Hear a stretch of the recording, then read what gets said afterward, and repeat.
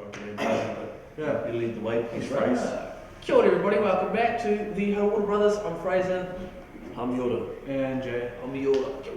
Alright, so today we're going to be talking about mindfulness, and it's going to be touching on meditation and be able to find the present moment. There's a lot of different ways people might be thinking about it or may have been introduced to it, but I guess a good way to think about it overall is being able to make the differentiation between your subconscious chatter and the real you. So quite often you may be thinking things that are creating anxiety about the future, or you're over-analysing something that's already happened in the past. But when you separate yourself from that chatter in your mind and you realise that the real you is listening to that chatter, then it's like, how do we maintain presence in the moment? So about your voice. Yeah. So I guess being able to maintain presence and flow state in any moment that you're in is it's quite a difficult thing to try to communicate and understand until you feel it. I think it is, and I think to develop that is challenging. And some people do it more intuitively. For example, I don't believe I've ever struggled to just get in. Like, for example, when a conversation begins, just tap. I'm there, tapping into what's going on and getting the brain into almost like firing mode. Not chatter, but it's trying to assess a deeper understanding of the energy that is occurring around you. I think so. Yeah. That, and it is analysing, but it's analysing in an intentional, controlled manner. It's not chaotic. People talk about when, for instance, if you're hang gliding and you're soaring at 100 km an hour and you have to go through a small tunnel, you need to be in that moment. Absolutely. If you're in your head thinking about, did that girl like me? You're going So not a good sign to be thinking about this. it's not going to work. You need to be in that moment, in that zone, in that flow state now. I think that's part of why those people do some of those things as well. They call it living in the moment. That's their way of connecting it to it in an extreme manner. Amongst other things, they're chasing thrills and they like big challenges, and they're in all sorts of other things. Endurance sport, long distance cardio, that's marathons, running. That is like meditation. Because as soon as you start thinking too much, your breathing gets all rhythmical. You need to be able to stay in that moment and meditate. Absolutely. Absolutely. And meditation has been referred to as strengthening the muscle of concentration, which in essence could also be, it's the same thing. Strengthening the muscle of being able to maintain that present moment, maintain that flow state. And you may start 5 minutes a day when you close the eyes, which actually makes it harder to stay in that state when you close the eyes, because that's when a lot of thoughts start coming in. But if you can zoom. What's something that's also interesting from an evidential standpoint, meditation in terms of short-term reflection on memory tests, and is one of the only things to show a significant improvement in things like memory testing from meditation. So that's fascinating, and it's improving that ability to just actually focus. There's some amazing things that it's doing, and there's still so much more to be studied about it. There's stuff called basal skin resistance, and it's how much tension or resistance you've got in the skin. So electromagnetic thing to do with your nervous system. Easy way to think about it is if you had a needle, you're going to try to pierce it through the skin. The more resistance there is, the harder it's going to be. Showing that your body's actually holding tension. All of the skin stuff surrounding the muscles, the layers of organs are tight. When you sleep, you decrease your basal skin resistance. As you progress throughout your day, you slowly start to accumulate more and more resistance. Meditation has been shown to decrease it tenfold in comparison to sleep. Interesting. Wow. Okay. Russian astronauts used to practice breathing techniques and meditation to be able to live off 3-4 hours of sleep when they're in space. Interesting. It's obviously useful. If the Russians are doing it, I'm interested. They're all about if the Yanks are doing it, someone's already done it. Catch you later, I Pete. can't read it. What's it say? No, I can't. It's a time change. 1900 Saturday. Oh, it's gone in there. That's Seven. all I need. I can't read it. 7 on Saturday. Lovely, thank you. Very good. Later. Stem cells in the eyes.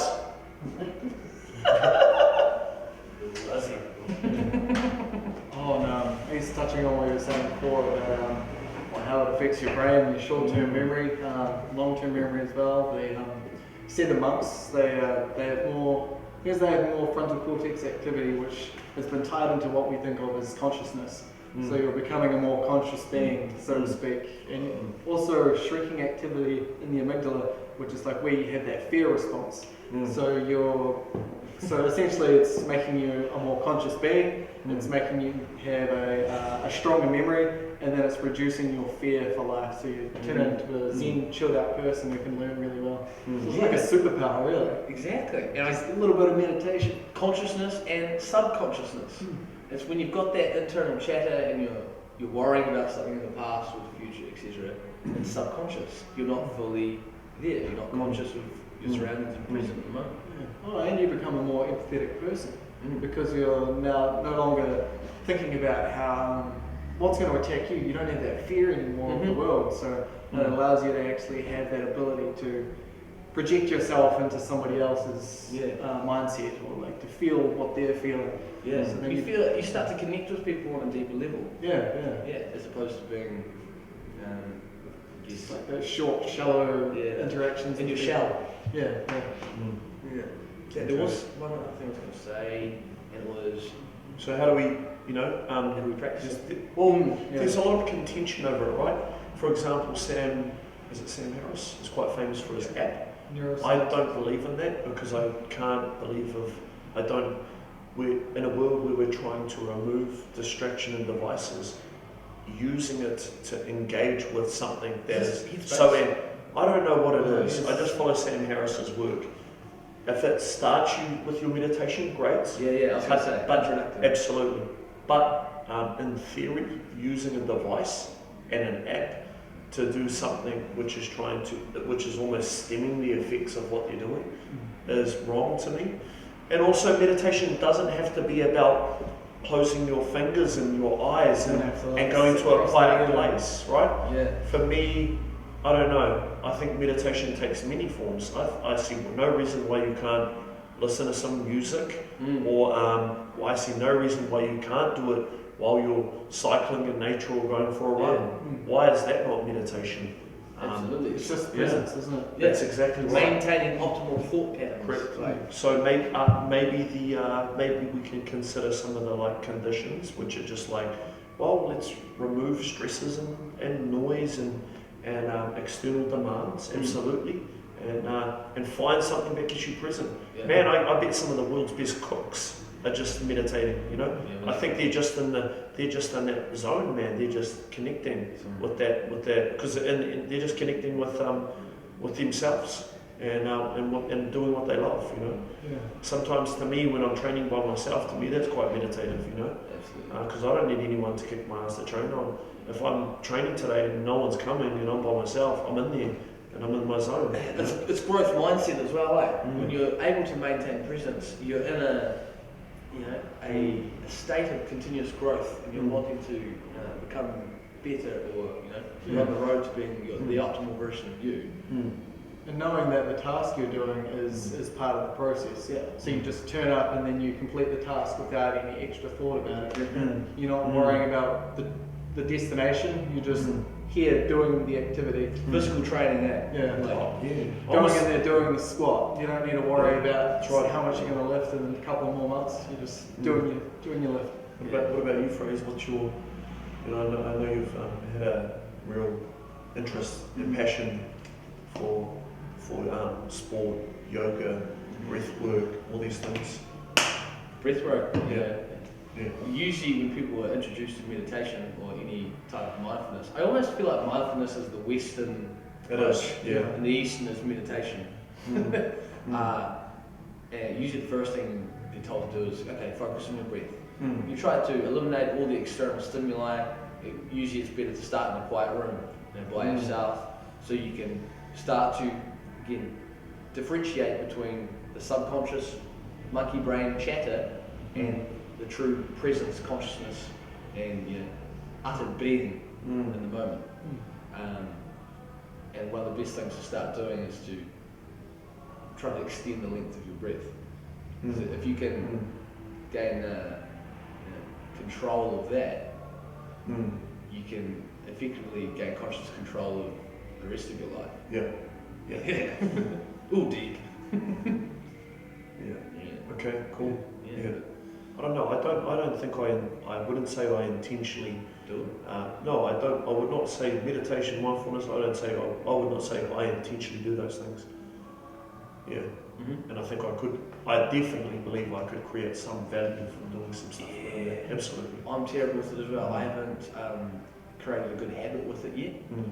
There's obviously plenty of things that we do, whether it be training or yoga, or it might be art, or it might be cooking, or it might be the thing that you love, and you do more of it because you can maintain that present moment more and more and more.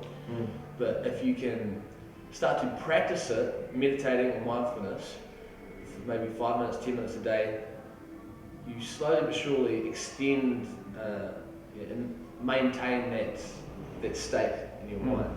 And it's the same analogy, strengthening the muscle of concentration. And be able to, they say, being able to turn your concentration into a laser-like focus as opposed to being widespread. And if you can maintain that laser focus, you can just boom, tick every task off that you need to do. You're not procrastinating, because procrastinating is letting the monkey brain take. I was talking to one of the boys recently about music for training and study, and we kind of revert back to like human frequencies and why we talk about classical music being good for development of like children and like animals, and why we specifically navigate to things like Mozart. Like Mozart's a fucking genius, Beautiful. But the tempos and the frequencies, that are like kind of portrayed, emitted in time in his music, like has a high resonance with us. Amazing. With our heart and brain frequencies. So there's something to that. Like scientists have shown that classical music, I would even dissect it even further down to more like people like specifically Mozart, Beethoven, because there was a certain connection with not only on a human level but Beethoven, energetic level. Beethoven was deaf. There's something going on there. There's some deeper layers there. But I believe in that. So for someone like me, I don't mind that. I quite enjoy it. I would chuck some some quiet headphones in. For example, my evenings are quite quiet. Often I spend the evenings at home after my daughter's gone to bed. It's quite quiet. Something like that. That's a good time for me to do little practices. Cool. Yeah. That'll drum and bass, funnily enough. I love drum and bass. I think when you introduce too many lyrics, you start trying to mimic it in your head. Well, our head is trying to recognise talking. We're trying to listen for people to communicate. Yeah, exactly. So words, that's why I like drum and bass, and I just feel that frequency and you just power through it, allows you to just focus. If I want to have, this is for me personally, I know everyone's all about your hype up, but if I want to get the best training session done, just chuck on some good quality drum and bass, and I'll smash a session out. I'll train for 3.5 hours. You get your brain waves at that certain point of like, okay. It's almost, because you want to get into that fight or flight response. You want to be able to lift the heaviest thing. It'd be interesting to try lift heavy or train hard with classical music. Just see if you can do it. Maybe it'd be beautiful. Maybe we'll start. It might just be the next best thing. Whoa! I know.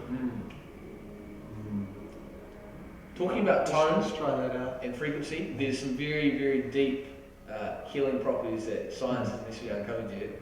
But in yoga, when they do all the getting control of the vibrations you're making with this instrument that is the human organism.